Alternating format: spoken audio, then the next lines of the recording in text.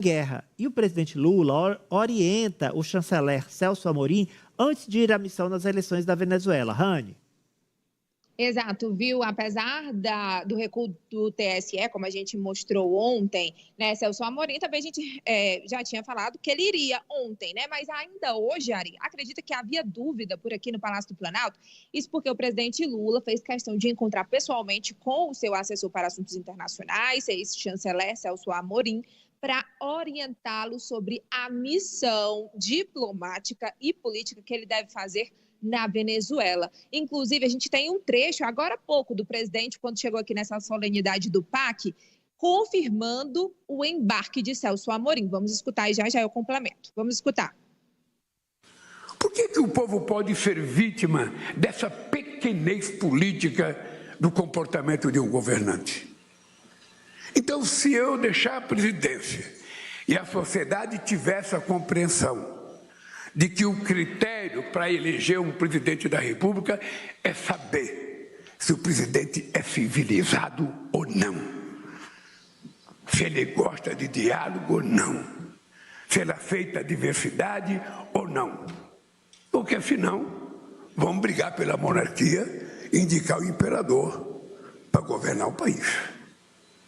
A beleza do processo eleitoral é a possibilidade da alternância de poder.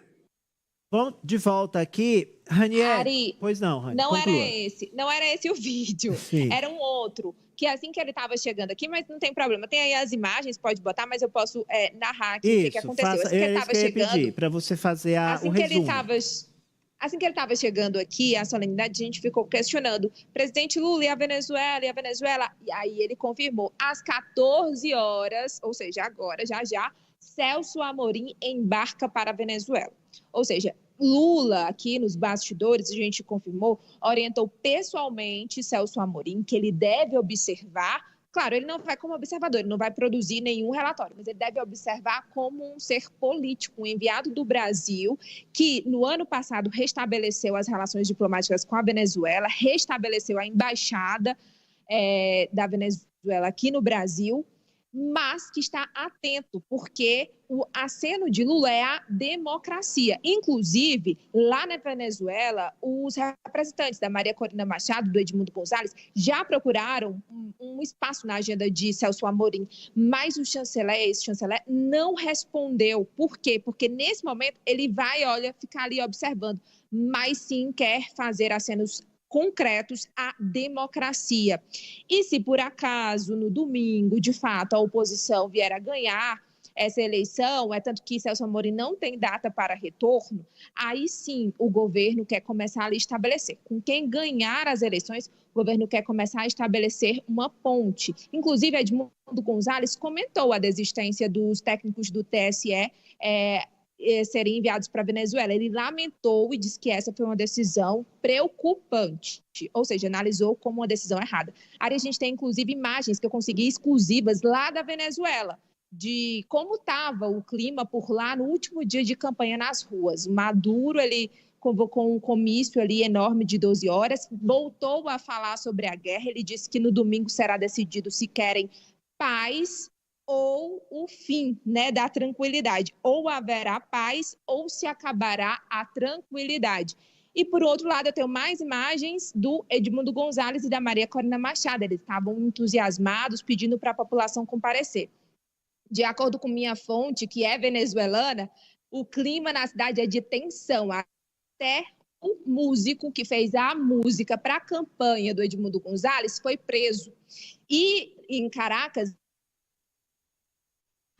Agora a operação é dirigida por assassinos de aluguel. Uma instabilidade no sinal da Rani, mas eu quero ouvir do professor o seguinte. Professor, muito risco. A gente mostrou as imagens. Pois não, Rani? São da Venezuela, mas que estão morando em outros países, estão chegando em massa para votar. E aí, só no domingo, eles estão pedindo para que eles acampem nos locais de votação para poder conferir, fazer uma auditoria das urnas, que a gente vai saber o que será desse. A gente também fica preocupado com os recados de Maduro. Professor, muito risco, envolvido nessa eleição. Exatamente, Ari, muito risco. Haverá, infelizmente, a gente deseja que não, mas por esse cenário, confrontos, né? E não só em capitais, na capital Caracas, como nas capitais provinciais, né?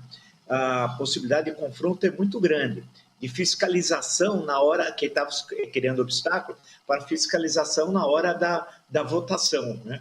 Do controle efetivo do que vai ocorrer, que é aquela velha história, você ganha na urna e perde na apuração, né? Já ocorreu em tantos países na América Latina isso. Então a questão que se coloca uma delas é essa. O outro é o governo, e tudo indica, por todas as pesquisas, que o governo vai ser derrotado, e bem derrotado, vamos chamar assim, por uma margem de votos significativa. É impossível, porque a diferença entre o candidato opositor González, o principal candidato opositor, e o Maduro é muito grande. Essa possibilidade de reação é remotíssima, quase que impossível. Então, se coloca, é um momento de tensão num país fronteiriço, conosco que vive uma ditadura há um quarto de século, nós estamos falando de 25 anos, temos uma fronteira de 2.000 quilômetros, temos não só as Forças Armadas como instrumento do governo, do ditador, temos as guardas, os milicianos, forças policiais paramilitares, e são milhares e milhares e milhares. Nesse sentido, é um cenário muito preocupante, muito perigoso. A presença do ex-ministro Celso Amorim é muito, mas muito importante. Alguém que tem larguíssima experiência diplomática, em negociação, é respeitado, muito respeitado, e eu acho que onde ele deve estar, presumo que ele vai ficar hospedado na Embaixada Brasileira, lá poderá ser até quase que o local de neutro e que possa haver um acordo após as eleições, e tudo indica, com vitória da oposição, de haver uma transição, né? Uma transição que permita, no limite, e por fim, Ari, a questão que se coloca é para onde vai o Maduro? Se o Maduro ficar na Venezuela em um governo democrático, ele vai ser preso. Tem acusações de corrupção, contrabando, tráfico de armas, de drogas e por aí vai. Uma saída, como em outros momentos da América Latina também, é ir para um país que o receba no exílio. E essas questões legais gravíssimas, né, sejam anistiadas, que era um meio de caminhar para uma nova Constituição, um governo provisório, eleições plenamente democráticas e a Venezuela voltar plenamente à democracia. Aí o Brasil é muito importante. Não quer, Marta, é um país vizinho importante, do ponto de vista comercial, inclusive, em guerra civil. Pois é, Ari. Uma coisa é você manter uma relação diplomática com um país vizinho, com um país que tem fronteiras com o nosso. Outra coisa é você ir lá, passar a mão na cabeça, passar pano para um governo, para um ditador, né? Eu ia dizer um líder ditador, mas na minha visão não é nem líder, é um ditador mesmo. Como o presidente Lula vinha fazendo até certo momento, até recentemente. A gente não via falas, críticas tão duras ao presidente da Venezuela. A gente via ali, de certa forma, uma vista grossa até do presidente Lula com relação à situação da Venezuela. Os sinais de que Maduro, caso perca essa eleição, ele não aceitaria o resultado, os sinais eles já estavam sendo claros há séculos e séculos. Né? Não é de hoje, não é novidade para ninguém.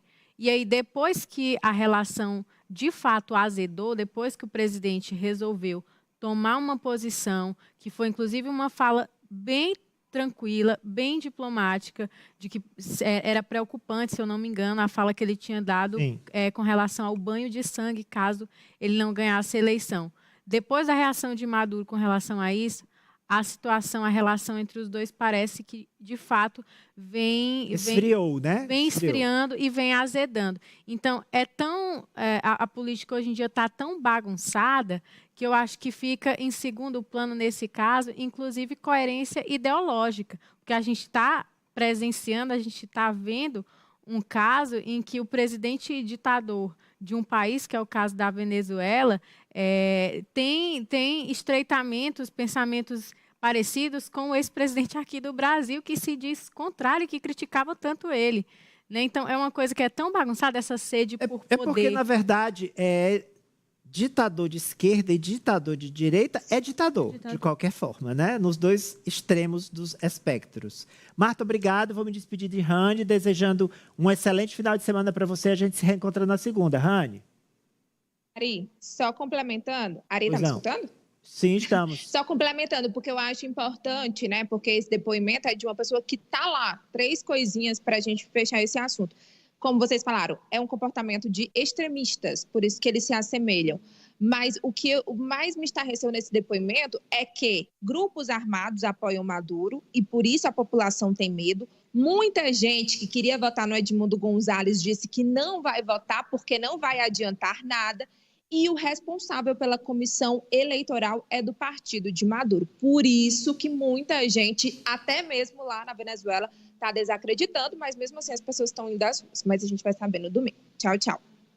Bom final de semana, bom descanso, Rani. E agora chegou o momento do nosso Giro de Notícias.